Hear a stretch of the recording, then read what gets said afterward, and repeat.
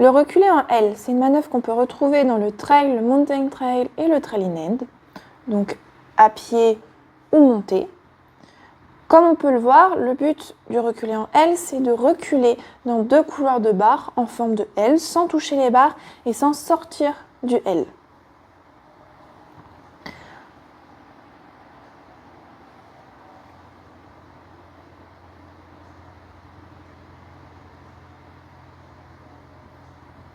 Faisons un petit zoom sur l'angle.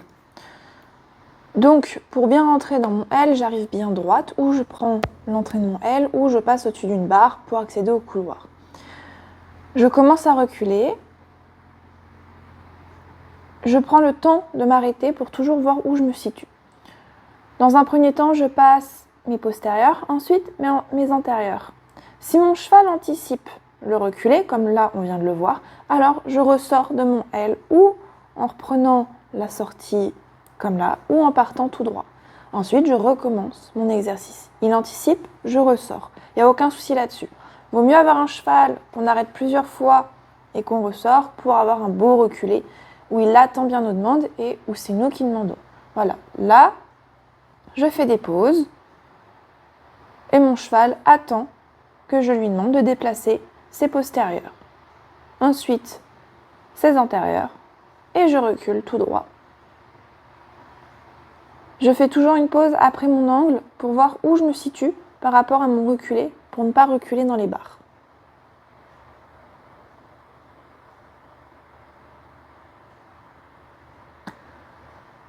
Ensuite, pour savoir où je m'arrête, mon point de repère, c'est souvent mon talon au-dessus de l'angle intérieur du L. Et là, on peut voir que mon cheval a anticipé, donc je sors de mon L en sortant tout droit.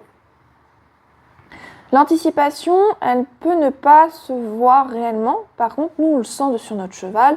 Si il recule sans qu'on lui demande ou s'il anticipe beaucoup trop, qu'il part avant la demande ou qu'il s'arrête avant la demande, c'est qu'il anticipe notre reculé. Donc, j'arrête mon exercice et je ressors, je recommence. Donc pareil, j'ai à peu près le même point de repère. Je m'arrête pour voir où je me situe. Quand je regarde où je me situe, je ne me penche pas, je reste toujours droite, légèrement en arrière. Si je me penche, je vais faire bouger mon cheval en le déséquilibrant. On peut voir que là, il attend les demandes pour l'angle et les reculer.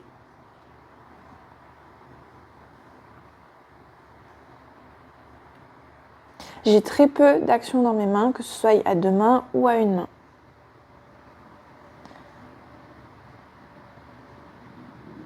Je vais surtout diriger avec mes jambes lors du reculé, avec des pressions de jambes différentes s'il le faut, pour toujours reculer droit dans l'alignement de mes barres. Mes barres, je les vois dans ma vision périphérique. J'ai pas besoin de me pencher pour les voir. Et là, on peut voir un reculé correct.